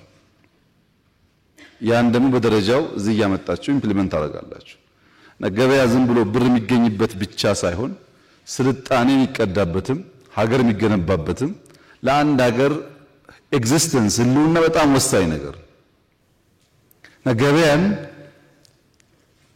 ለሀገር ህልውና እንደማቆያ እንደ መሰልጠኛ እንደ መሸጋገሪያም ጭምር ነው የምንወስደው መወሰድም ያለበት። ያ ካልሆነ በቀር አገር ሊጸና ሊገነባ አይችልም። ነገር ግን ኢትዮጵያ ሁለት ፈተናዎች አሉባት። አንደኛ የከረመ ፈተና ነው። ሁለተኛ ደግሞ አዲስ ፈተና ነው። መንግስታት አሮጌውን ብቻ ቢጠግኑ የትናንትናውን ችግር ብቻ ቢፈቱ ነገ ደግሞ ስለሚያመልጥ ተመልሰው ትውልድ የተጠገነ ትናንትና ግን ያልተሰራ ነገ ስለሚረከብ መከራው ይቀጥላል። የኛን ተጨባጭ ሁኔታ ያለፈ ስብራቶችና አዳዲስ ቻሌንጆች ያሉብን ያለፈው መጠገንና የመጪውን መሽቀዳደም የሚጠይቅ ዘመን እንደሆነ ጥቅል ግንዛቤ መያዝ ይጠቅማል። ምንም እንኳን መከራችን የትናንትና የነገ ቢሆንም እኛ ደግሞ ጥሎብን የዕለት ዕለቱን ብቻ ነው፣ ፍታፍታዋን ብቻ ነው፣ የውስጥ ጉዳዮቻችን ብቻ እንጂ ወጣ ብለን ሰብሰብ ብለን በዋና ዋና ዘላቂና ሀገራዊ ጉዳዮች የመምከር ባህሪ የለም። ሁሉ ጉዳዮች አይታችሁ ከሆነ የዛሬ ብቻ ነው። ነገን ታሳቢ ያደረጉ ምክክሮች ስለማናደርግ ብዙ ጅምሮቻችን መልካም ስራም ቢሆኑ እንቅፋታቸው የበዛ ነው። ይሄ ነጋዴውም በኢንዱስትሪ የምትሉትም በግብርና የሚባለውም በሁሉም መስክ የሚያጋጥም ችግር። እናንተ ቢያንስ ዓለምን ለማየት እድል ስላላችሁ በንጽጽርም ለመማር ለመንቃት እድል ስላላችሁ የዕለቱን ብቻ እያየን ከሄድን ነገ እንዳያመልጠን ማስተማር ማስረዳት ከመንግስት ባልተናነሰ የእናንተም ድርሻ እንደሆነ ግምት እንድታስገቡ ነው። እኛ 5 ዋና ዋና ችግሮች አሉብን። አንደኛው ችግር የወረስነው ድህነትና ድህነት ለመውረስ የተዘጋጀው ትውልድ ነው። የወረስነው ችግር ነው፣ ድህነት ነው። የለም ይብቃ ደግሞ ካልነው ያን ለመውረስ የተሰናዳ ኃይል አለ። በጣም ብዙ ማስረጃዎች ምሳሌዎች ማቅረብ እችላለሁ። ለምሳሌ እዚህ ካሳንቺስ የፈረሰበት ዋነኛው ምክንያት ለእናንተ ግልጽ እንዲሆንላችሁ እናቶች በምታውቁት መንገድ ቡና እየጠጡ በ5-10 ሜትር ውስጥ በቅርብ ርቀት እያዩት የሚጸዳዳ ሰው ያለበት ሰፈር ነው። እዚህ ቡና ይጠጣል፣ እዚህ ጋር ደግሞ ሰዎች ይጸዳዳሉ። እነዚህ ሰዎች ህይወታቸው ካልተቀየረኛ ምን እናደርጋለን? እዚህ ሰው ቡና እየጠጣ አጠገቡ የሚጸዳዳበት ቦታ ላይ የሚደረግ ለውጥ ወይ ዘር ወይ ሃይማኖት ወይ ጾታ ታርጋው ብዙ ነው። ምን ችግር አለው? ሰው ህይወቱ ከዘመነና ከተቀየረ ቢሄድስ? ሲኤምሲ የዛሬ 20 ዓመት ነበረ አልነበረም እኮ የዛሬ 20 ዓመት። አሁን የተገነባው አይደለም። ማን የገነባው? ሰው ወዶና ፈቅዶ። ከየት ወጥቶ? ከካሳንቺስ፣ ከፒያሳ፣ ከሜክሲኮ። ምን ሲሆን ላይፉ ሻል ሲል አሮጌውን ጥሎ ወደ አዲስ ሰፈር እየሄደ ምንም ችግር የለውም። ዋናው ነገር ልጆች ማስተማር ይችላሉ ወይ? መብራት አላቸው ወይ? ኢንፍራስትራክቸር አላቸው ወይ? ከነበራቸው ህይወት ይሻላል ወይ ብለን ማሰብ ነው ያለብን እንጂ ስራ በተጀመረ ቁጥር ስሙ ብዙ ነው እና ድህነት ወርሰን ለማውረስ ያለን ፍላጎትና መሻት አንለውም በአፋችን፣ ግን በተግባር ያለው እንቅስቃሴ አንዱ ችግር ነው። ሁለተኛው ችግር መዋቅራዊ ችግር ነው። ኢንስቲቱሽናል ችግር ነው፣ ስትራክቸራል ችግር ነው። ተቋም የለም። ያለውም ተቋም እንዳነሳችሁት ጠዋት የሰጠውን ሰርቪስ አይደግሞም ከሰዓት። ያንን ፊክስ ማድረግ አለብን። ለምሳሌ ሲቪል ሰርቪስ ብዙ አንስታችኋል። ሲቪል ሰርቪስ እኮ ሪፎርም እናርግ እንቀይር ብለን ስትራቴጂ አወጥተን አሰልጥነን ስራ ስንጀምር ገና እኮ ነው 1 ወር ሳይሞላው በዘር በሃይማኖት በምናምን ስም ሰራተኛውን ሊያባርሩት ነው የሚል ዘመቻ የተፈጠረው። ካልነካካ ነው አይቀየርም፣ መነካካት አለበት። ለመነካካት ደግሞ የሚደፈር ብቻ ሳይሆን የሚፈቅድ ማንነት ደግሞ የለም። እንዲሁ በምኞት አይቀየርም፣ መንካት ይፈልጋል። ስትራክቸራል ችግራችንን ማየት አለብን። ሶስተኛው አመለካከት ነው። አመለካከት ከአራሹ ይልቅ ተኳሹን የሚያወድስ፣ ከአራሹ ከሰራተኛው ይልቅ አጥፊውን የሚያወድስ አመለካከት አክሮስ ዘ ካንትሪ ያለ አቲቲዩድ ነው። ጀግና ማለት ጠዋትና ማታ ሰርቶ ልጆቹን የሚያስተምር አይደለም። ጀግና ማለት ክላሽ አንግቶ የሚሳደብ ነው። ጀግና ሰራተኛ ነው። ያ አመለካከት ግን የለም። ለዚህ ነጋዴው እንደ ሌባ እንደ ስራ ፈጣሪ ሳይሆን እንደ አጉዳይ የተወሰደበት ዋናው ምክንያት ማወደስ የምንፈልገው ተኳሹን ስለሆነ። አራተኛው የስልት ምርት ችግር ነው። እርሻን ከኛ ቀድሞ የጀመረ የለም፣ ግን አሁንም እዛው ነው። በኢንዱስትሪ የሚመጣ ሂውመን ካፒታል ማምረት የሚመጣ ስልት ምርታችን ችግር አለበት። እንዴት ፕሮዳክቲቭ መሆን አለብን የሚል ጉዳይ ማሰብ መስራት ይጠይቃል። አምስተኛው የማገልገል ችግር ነው፣ ሰርቪስ። እኔ ገርመኛል፣ ሰሞኑን ስናገር ነበር። ሰው ተነስቶ እንደፈለገ ሲናገር የት አገልግለህ ነበር ብሎ የመጠየቅ ባህሪ የሌለው ህዝብ ነው ይሄ። አሜሪካን ሀገር ራሱ ካላገለገለ ልጄ ወታደር ነበር፣ እህቴ ወታደር ነበረች እያለ ይመካል። አዘ ፋሚሊ ሰርቭ አድርገናል ብሎ መሪ እንኳን ሲወዳደር አባቴ አርበኛ ነበር፣ ወንድሜ እንደዚህ ነበር ይላል።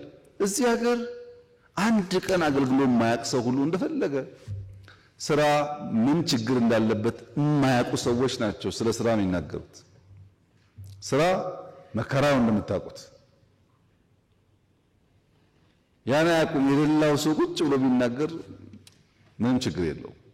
ያ አመለካከት እስካልተፈታ ጊዜ ድረስ የምናስባቸው በርካታ ጉዳዮች እንዳሻነው ላይፈቱ ይችላሉ።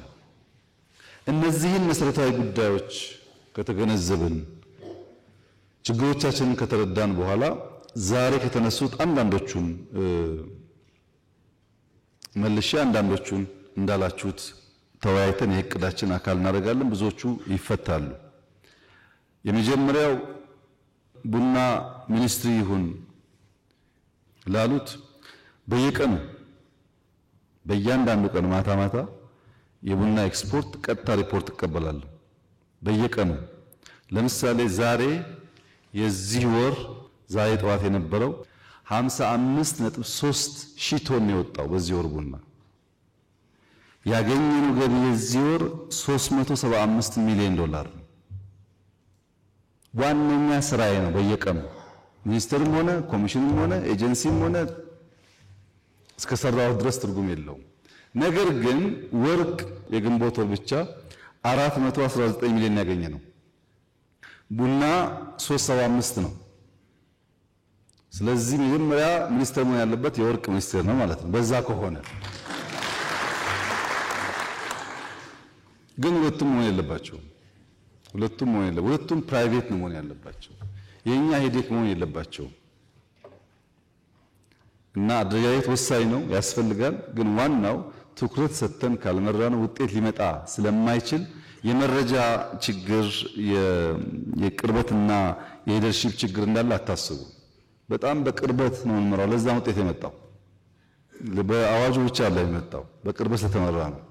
ህገወጥነት ከዚህ ጋር ተያይዞ የተነሳው ኢትዮጵያ ውስጥ ህገወጥነት፣ አታሎ መውሰድ፣ አታሎ መጎዳት አይደለም፣ አታሎ መቀማት ነጋዴው ሀብታሙም ይሁን ባለስልጣኑም ይሁን ተራ ሰራተኛውም ይሁን የሆነች ነገር ማለፍ ማታለል ብልጠት አድርጎ ነው የሚወስደው።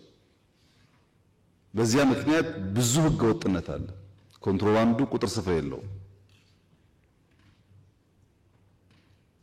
ነዳጅን ብቻ ስላነሳችሁ ነዳጅ እኛ እናመርትም። እንደምታውቁት እስካሁን ባለው ሁኔታ ገዝተን ነው የምናመጣው። ገዝተን ስናመጣ ደግሞ ህዝባችን እንዳይጎዳ ብለን ሰብሲዳይዝ እናደርጋለን። ብዙ ሰብሲዲ አለ። እኛ ሰፈር በሙሉ በጣም ውድ ነው ነዳጅ። በሙሉ ጎረቤቶቻችን አይወዳደርም። አንዳንዱ ከእጥፍ በላይ መሸጥ አለ። የኛ ሰዎች ለኢትዮጵያውያን ተብሎ በሰብሲዲ የገባውን ነዳጅ አስበውና አቅደው ወደ ሁሉም ጎረቤት ያወጣሉ። ወደ ሁሉም በዚያ መሃል ተጎድታችሁ ይሆናል እናንተ። ግን ችግር ደግሞ አለኛ የገጠመን ሰብሲዳይዝ አድርገን በዶላር የምናወጣው ነዳጅ ኢትዮጵያን ሳይሆን ጎረቤት ሀገራት እየጠቀመ ስለሆነ ሁለት ነገር መሆን አለበት። ነዳጅ እንዳይወጣ የምትጠብቁ ደግሞ የምትጠቀሙ ነው መሆን ያለባችሁ። ይሄ በሁሉ ወርቅ እንደዛ ነው፣ የቁም ከብት እንደዛ ነው፣ ስንዴ እንደዛ ነው። ማጭበርበር ዕውቀት ስለሆነ ልክ እንደ ኢኖቬሽን ነው። የጋራ ህልም የጋራ ራዕይ የሌለው ሀገር እንደዚያ ነው። ባጭሩ ነዳጅ ንግድ ሚኒስቴር ኮምፕሌንቱን ሰምቷል። ሰሌክቲቭሊ የእኛን ስጋት በሚቀንስ መንገድ ይፈተዋል የሚል እምነት አለኝ። እኔም ፎሎ አደርጋለሁ። አዋጅ በሚመለከት የንግድ ምክር ቤትም በኋላ ደግሞ ከሴቶች ጋር የተነሳውን እሱ እናያለን፣ አይተን ምላሽ እንሰጣለን። የፋይናንስ አቅርቦት በሚመለከት ሁለት ነገር ባላንስ ቢደረግ፣ በአንድ በኩል በለውጡ ማግስት እኛ ስንመጣ 80-75% ገደማ የባንክ ብድር የሚበደረው መንግስት ነው። እናንተ አልነበራችሁ። ይሄ እውነት ነው። ቦንድ ነበር ታውቃላችሁ፣ 27% ቦንድ ነበር። ብድር ለፕራይቬት ሴክተር አይሰጥም። አሁን ቢያንስ 80-85% ብድር ለፕራይቬት ሴክተር ይሰጣል። ይሄ ጥያቄ የለውም፣ መንግስት ለቀነሰ ብድሩ ማለት ነው። ያም ሆኖ እናንተ እያደጋችሁ ስለሆነ ፍላጎታችሁም ስራችሁም እየሰፋ ስለሆነ የሚቀርበው ገንዘብ ግን በቂ አይደለም። እኔ ተዳፈርክ ባትሉኝ እዚህ ካላችሁ ሰዎች ባለፉት 7 ዓመታት ሀብቱ ቢያንስ አንድ እጥፍ ያላደገ ሰው 10 ሰው ያለ አይመስለኝም። ሁሉም ሰው እየጨመረ ነው። ግን ሲፈጥረን ኮምፕሌን ማድረግ ነው። የእያንዳንዳችሁ እናትና አባት የእናንተን ኑሮ አልኖሩም። ለእናንተ ብዙ ነገር ቀሏቸዋል። በእርግጥ ሰርታችሁ ነው፣ ደክማችሁ ነው። እናንተ አመስጋኝ ስትሆኑ እንሰራለን ለራሳችንም ለትውልድም ለሀገርም ስትሉ፣ ሌላውም እናንተን ሲከተል ነበር በጣም መልካም የሚሆን። በየሴክተሩ ግን ሰው በመልካም ቃል የሰራውን ስራ ለማመስገን ፍላጎት የለውም። ብዙ ጥያቄዎች የተሞላ ነው። ለምን ካመሰገነ ስራ ጥሩ ነው ካለ ገበያ ጥሩ ነው ካለ ገቢ ጨምርብኛል ስለሚያስብ በቃ የምናያቸው መልካም ነገሮች እያደነቅን የጎደለ እየሞላን ለመሄድ ያልፈለግነው ለምንድን ነው ብለን መመርመር ያስፈልጋልና ፋይናንስ ላይ መለከት የምናስተካክለው ለኢንዱስትሪ ስንት ፐርሰንት ለግብርና የሚለውን ተወያይተንበታል። አሁንም ችግር ያለ ይመስለኛል፣ እናያለን እሱ መልሰን። ባንኮች ግን በሚመለከት እዚህ ያለ ሰው ቢያንስ 50% ቢያንስ 50% የባንክ ባለቤት ናቸው። የእናንተ ባንክ ምን እያደረገ ነው? ከእናንተ ውስጥ የባንክ ሼር አይ ዶንት ኖ ቁጥራችሁን አላውቅም። ቢያንስ ግን 20% እዚህ ያለ ሰው የባንክ ሼር አለበት። ባንክ ኦነር እናንተ ናችሁ። ባንኮች ማስተካከል ያለባችሁ እናንተ ናችሁ። አራጣ አበዳሪ አትሁኑ፣ ብላክ ማርኬት ነጋዴ አትሁኑ ብላችሁ ማድረቅ ያለባችሁ እናንተ ናችሁ። ባንኮች መፈተሽ አለባቸው። ለዚህ የከፈትነው ባንክ ስርዓቱ ዘግተን ስላላዋጣ እንዲወዳደር የከፈትነው ለዛ ነው። እስካሁንም ባሰብነው ልክ አልተከፈተም፣ እንሰራበታለን። ፋይናንስን በሚመለከት አንዱ ለሴክተር ለኢንዱስትሪ ለግብርና እያል እናጠናለን። ሁለተኛ ደግሞ በውድድር የተሻለ ሰርቪስ እንዲሰጡ ለማድረግ እንሞክራለን። ማገልገል ላይ ችግር አለ፣ በየወረዳው ችግር አለ፣ አመራር ችግር አለ። ምን ጥርጥር የለውም። በጣም ብዙ ሰው ስለሆነ ያለው እኛ ውስጥ ቶሎ ብሎም ሀብታም ለመሆን የገባ ብዙ ሰው አለ። ሳይችል በሆነ መንገድ የገባ ሰው አለ እና ሲወጣ እንዳያችሁት ጠላት ነው የሚሆነው። ነበርኩ አውቃቸዋለሁ፣ አብሬያቸው እንደዚህ ናቸው እያለ ይቀጥፋል። የታሰረ የሚሆን የሸሸ እንደደገፈ ነው። አትችልም ዞር በል ሲባል ነው ሌላ ከለር የሚያወጣው እንጂ ባለበት ሰዓት ምን ሰምቼ አላውቅም። ከማንም ሰው ወጥቶ ቢናገር ቢከራከር ቢያጥላላ ችግር የለውም። ግን የማገልገል ችግር አለብን። እንኳን ለማገልገል ለምንድነው ማታ ማታ ስራ የምታየው? ይህ እኮ የጠቅላይ ሚኒስትር ባህሪ አይደለም የሚል እኮ ብዙ መካሪ ነው ያለው። ነውር ይመስለዋል ስራ ማየት፣ መደበቅ ትክክል ይመስለዋል፣ ስራ ማየት ግን ነውር ይመስለዋል። እዚህ ሀገር ደግሞ እንዳያችሁት ካላያችሁት ስራ አይሰራም። ስታዩ ስትከታተሉ ነው ስራ የሚሰራውና ማገልገል ችግር አለብን። ሁሉም ጋር ያለ በሽታ ነው። እኛ እንደ መፍትሄ ያመጣነው አውቶሜሽን ነው። መሶብ አብዛኛው ሚኒስትሪ እየገባ ነው ወደ አውቶሜሽን። አሁን ሁሉም ክልሎች ለምሳሌ አርባ ምንጭ፣ ሐዋሳ፣ ብዙዎች ዋና ዋና ከተሞች ባህር ዳር፣ ጎንደር፣ ጅማ እየጀመሩ ነው፣ እየተዘጋጁ ነው ያሉት። እንደተባለው አብዛኛውን ሰርቪስ ቨርቹዋል እናደርገዋለን። ሌብነት ይቀንሳል፣ ኤፊሽንሲ ይጨምራል። በዚያ መንገድ ነው የፒቲ ኮራፕሽን ለመቀነስ እየሞከርን ያለ ነው።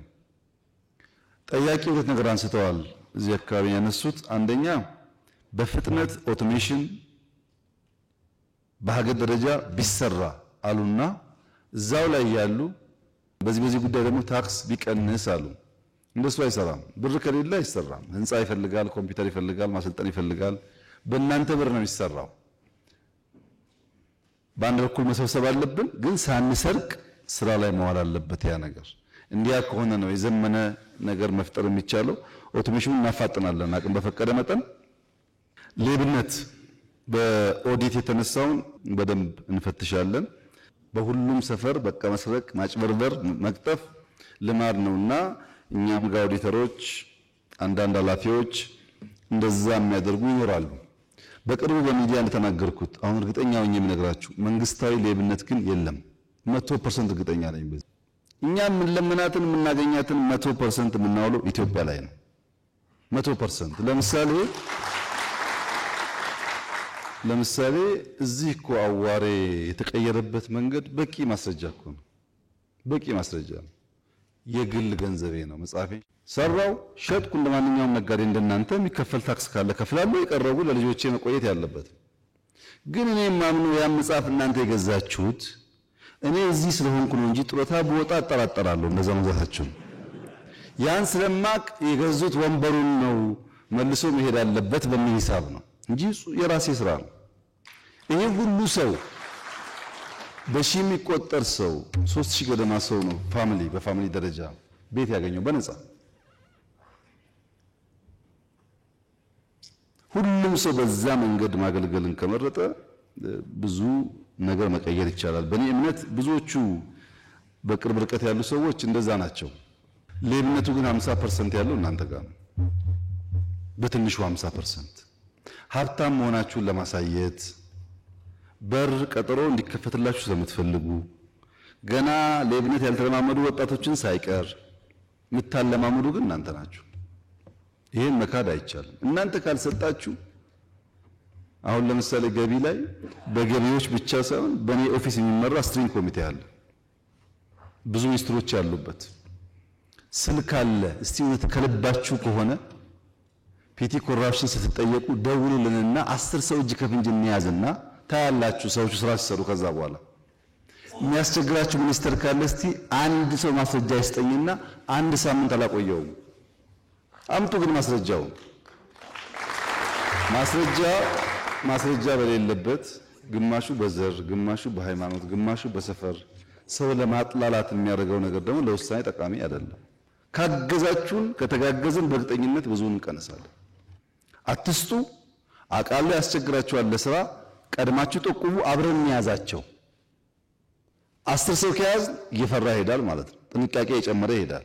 እናንተ ሳትጠቁሙ እየሰጣችሁ እያመቻቻችሁ እኛን ደግሞ ሌቦቹን ለዩ ካላችሁ ብቻችን አንችልም። እንተጋገዝና ባናጠፋ እንኳን እንቀንሳቸው። ያን ለማድረግ ዝግጁ ከሆናችሁ በእኛ በኩል ዝግጁ ነን። ስልክ እንዳለን ይታወቃል። ከቸገራችሁም ተጨማሪ እናወጣለን።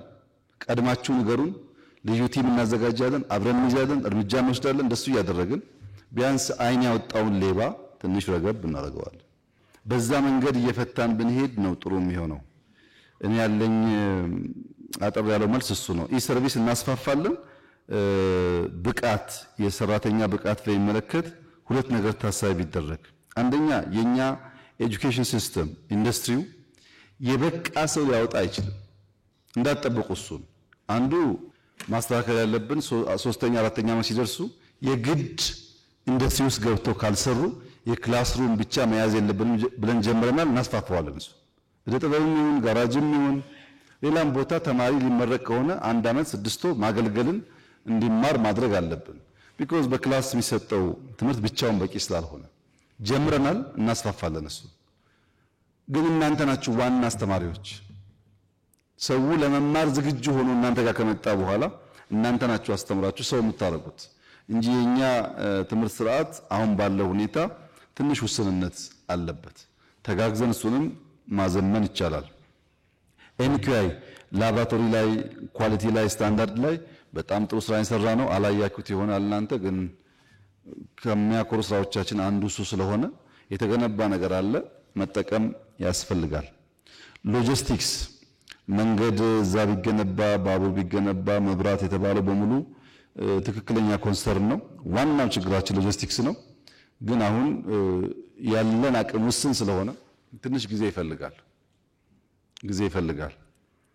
ባቡር ስንዘረጋ መንገድ ስንዘረጋ ሪሶርስ ያለበት ቦታ ዘርግተን ሪሶርስ ለማውጣት አይደለም። ኢኮኖሚክ ቲንኪንግ አይደለም የነበረን ፖለቲካ ነው። ፖለቲካ ስለሆነ ብዙ ጣጣ መጥቶብናል። ለምሳሌ የስኳር ፋብሪካዎችን ብንወስድ 13 ገደማ ስኳር ፋብሪካዎች አሉ። እያንዳንዱ ፋብሪካ የራሱ መልክዓ ምድር፣ የራሱ ታሪክ፣ የራሱ ልምምድ አለው። ግን የነበረው ኮርፖሬሽን ተብሎ በአንድ ኩባንያ ስር ገብቶ የማይሰራው የስኳር ፋብሪካ የሚሰራውን እየገደለ አንዱም ስኳር ፋብሪካ ደሞዝ መክፈል አይችልም። ደሞዝ ተውትና ትርፋማ መሆን። አሁን በቅርቡ ነው ወንጂ ነፃ ያወጣው።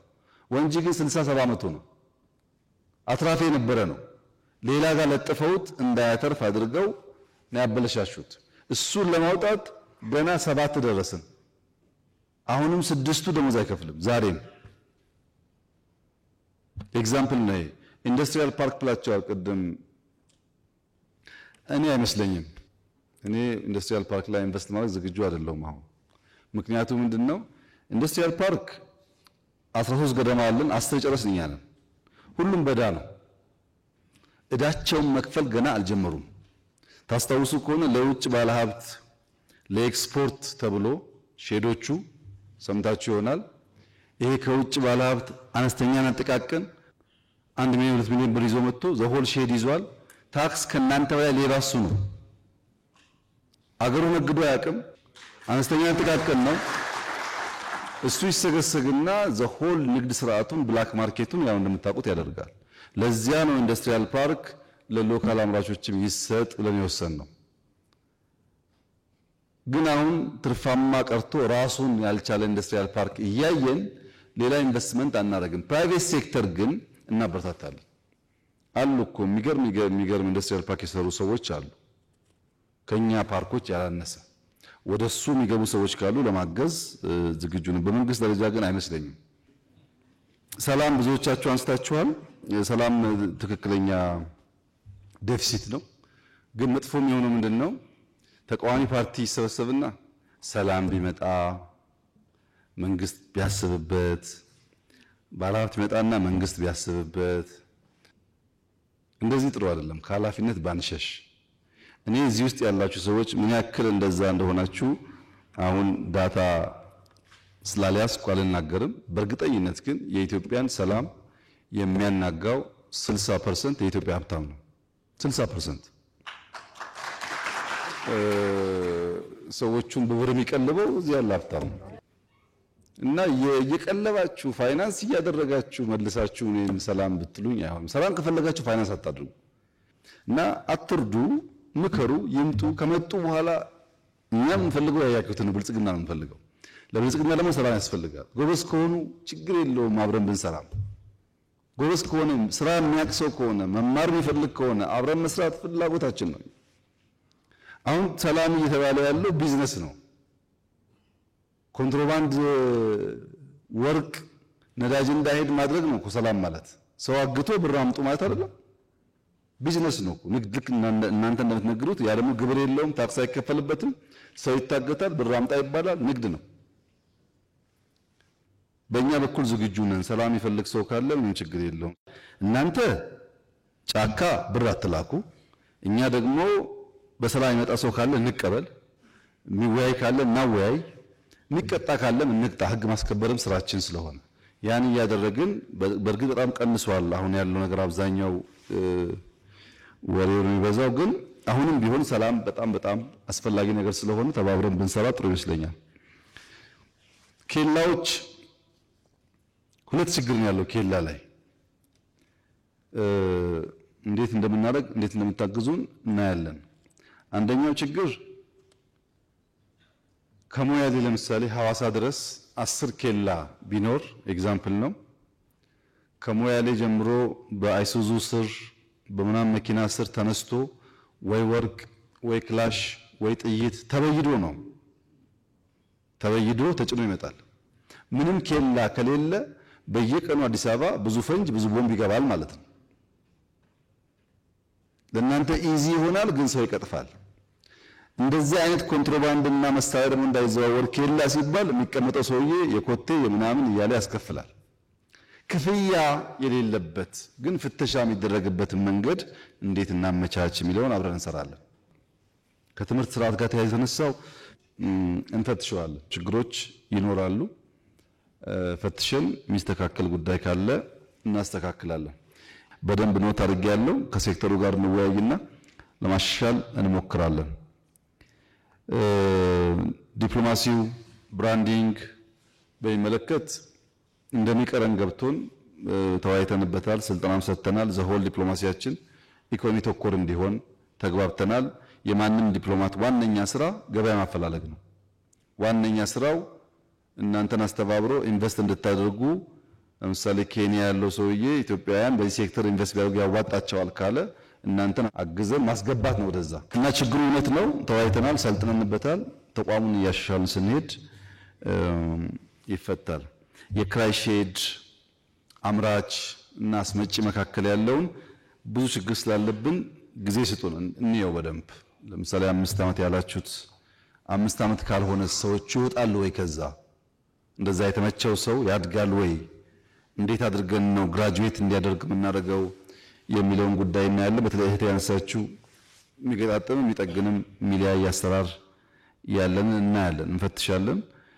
ግብአት አቅርቦት ጋር ተያይዞ በሁሉም ኢንዱስትሪ መኖን ጨምሮ የቫልዩ ቼን የማሳሰር ችግር ስላለብን አንዳንዱ ምርት እዚሁ እያለ እኛ ከውጭ ስለምናስገባ መኖ ለምሳሌ እኛ ኤክስፖርተር መሆን ሲገባን የመኖ ችግር ሊነሳ አይገባውም። ማምረት እንችላለን። መኖ የሁሉንም እንዴት እንደሚፈታ እናያለን። ከሌማት ጋር እህት ያነሳሽውን እንዴት ሰምቻለሁ፣ ኮምፕሌንቱን እናያለን። አይተን መፍትሄ እናበጃለን። በእኛ በኩል አንዳንድ ህጎች ሲወጡ አንደኛውን በር ይዘጋሉ፣ ሌላ ደግሞ ችግር ይፈጥራሉ። እየተማርን እሱን ደግሞ ኢንሃንስ እያደረግን እንሄዳለን። ጨርሰን የምናውቀው ነገር ስላልሆነ እየተማርን ነው የሚቀየረው ነገር። የሀገር ውስጥ መጠቀም ይሄ ባልሰለጠነ ዓለም በጣም ከባድ ይመስለኛል። ምክንያቱም አሁን እዚህ ያለ ሰው ከለበሰው ሱፍ ስንት ሰው ነው የሀገር ውስጥ የለበስከው ቢባል አላቅም ስንቱ ደፍሮ ከሀገር ውስጥ እንደሚል። እዚህ የሚሰራ ነገር ሁሉም ይረባ አይመስለንም። እዚህ ያለ ችግር ነው። የሆነ ሆኖ ግን ሱፉም እዚህ ይመረታል። በጣም በርካታ ምርቶች አሉ። በአዋጅ አይደለም ሁላችን ካኪ እንልበስ አንልም። አሁን ዘመን ተቀይሯል። ግን ኮንሺየስሊ የሀገር ምርት መጠቀም በጣም አስፈላጊ ነገር ነው። በመዝጋት ሳይሆን ኮንሸስ ሆነን የሀገር ምርት ብንጠቀም አንዱ የአንዱን እየገዛ ገበያ ቢያሳልጥ ያዋጣል። እናስተምራለን፣ እኛ እንጠቀማለን። እንደዛ እያልን በሂደት እየተፈታ መሄድ ይመስለኛል። ከፕሮፐርቲ ታክስ ጋር የኢንዱስትሪው ይታያሉትንም እናያለን። ሳናቅ ስተን ከሆነ እናያለን። ታክስ መከፈል አለበት፣ ምን ጥያቄ የለውም። ግን ኢንዱስትሪን ከሱቆች ጋር አድርገን ከሆነ ፈትሸን እናስተካክላለን። አብዛኛውን ግን ሚኒስትሮች ኖት ስለወሰዱ እናያለን። አንድ በአንድ ባላችሁት ልክ ነው ጉዳዩ ወይስ የተደበቀ ነገር በውስጡ ችግር አለበት የሚለውን ፈትሸን መልሰን በየሴክተራችሁ ኢንፎርም እናደርጋችኋለን። አብዛኛው የእቅዳችን ግብአት ይሆናል። አንዳንድ የማይፈቱ ጉዳዮች ካሉ ያልተመቸ ነገር አለ ማለት ነው።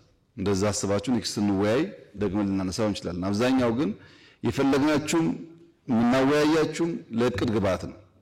ምንድነው ያሉ ኮንሰርኖች እንስማቸው ብለን ስለሆነ አብዛኛው ነገር የእቅዳችን አካል ሆኖ የሚታይ ይሆናል። ከሞላ ጎደል በኖቱ መሰረት እኛ ተወያይተን የምንፈታውን ለመፍታት ጥረት እናደርጋለን። እኔ ያለኝ ሜሴጅ የመጨረሻው የጋራ ራዕይ ይኑረን። እናንተም አርበኞች ናችሁ፣ እኔም አርበኛ ነኝ። እኔም ለግሌ ብቻ አልሰራም፣ እናንተም ለግላችሁ ብቻ አትሰሩም። ሁላችንም ተባብረን ለጋራ ጉዳይ ከቆም ሀገር ያተርፋል፣ እኛ እናተርፋለን፣ ትውልድ ያተርፋል። ያተረፈ ትውልድ ደግሞ ይሸጋገራል። በጋራ ብናስብ ጥሩ ነው።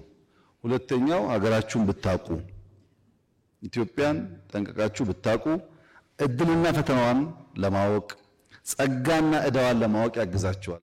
በውስጡ ያለው አውቀን እንድንቆጭ አብረን እንድንሰራ እንድንተጋገዝ ስለሚያደርግ ሀገራችሁን ለማወቅ ፈተናዋን ለማወቅ ችግሮቿን ለማወቅ ዕዳዋን ለማወቅ ብትጥሩ ጥሩ ነው። እንደዛ ካደረግን ለጠላት አንገዛም።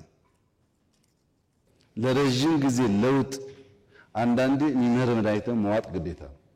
ለመፈወስ ሲባል ቢመረንም እንውጣለን፣ ያኑጠን እንፈወሳለን። ኢዚ በሆነ መንገድ ቼንጅ ከየትም አይመጣም። ካልደከምክ፣ ካልተሰቃየህ፣ ካልሰራህ እንዲሁ ለውጥ አይመጣም። ያን አስበን አንዳንድ ያለውን መንገራገጭ በዛ መንፈስ እንድታዩት። አብዛኛው ሀሳቦቻችሁ በጣም ጠቃሚዎች ናቸው። አንዳንዱ የሰራንበት ያለን ጉዳይ ነው። ለምሳሌ ቱሪዝም የተባለው በደንብ የተሰራበት ያለ ጉዳይ ነው። አንዳንዱ እየሰራን ያጎደልናቸው ጉዳዮች እንዳሉ ገብቶኛል። አንዳንዱ ደግሞ አቴንሽን ያልተሰጣቸው ሴክተሮች ይኖራሉ።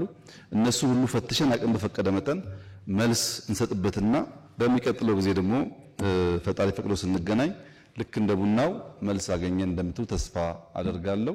ስለመጣችሁ እጅግ አድርጌ አመሰግናለሁ።